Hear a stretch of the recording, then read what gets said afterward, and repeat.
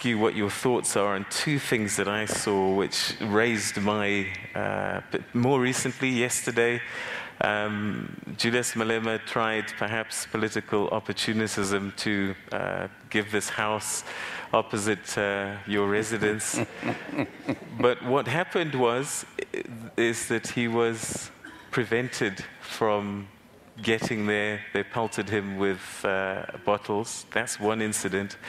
And also last year at former President Nelson Mandela's funeral, the booing that took place, that must have hurt you. And I'm just wondering what your thoughts are on the booing, what happened yesterday, and is this a tone for what might happen in the lead up to the elections? Well, if you take the Malema situation, Malema found somebody who's poor, who has no house, and offered to do so, and the person agreed, and indeed he came to build a house. There's nothing wrong with that. For a person who has the means to help, absolutely nothing wrong. I don't have the details of what happened, what is that provoked what Kola might have wrong side of the story. Because what I was told, if that's true, I don't know, is that after that Malema wanted to walk into my homestead, and I was told people were stopping him from doing so. I don't know whether that's true. In any way, we do not approve violent action against people who are exercising their democratic right in a space where we have democracy. We don't. Our members will certainly talk to them as to what was the issue. At the moment, I can't be firm to say, look, this is what happened. But whatever could have provoked it, it's a wrong thing. People should be given a free space. This is a democratic country. It means we need to do more political work to our members.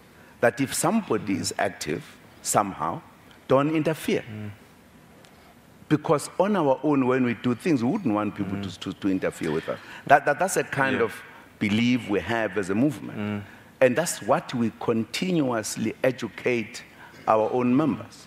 And therefore would not condone that action against Malema. He has a right to be anywhere, even at the doorstep of Jacob Zuma's house. He has a right, as long as he does not interfere with my home anyway. And this, okay.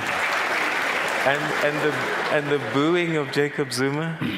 That one, I think what people miss is that in politics, there are many tactics that people use if they disagree. Booing is part of a political activity. What's the problem? If people have a view and they want to express, it's not violent at all. It's expressing whatever. Now, there are many ways of doing it. Some engage, some shout, some boo.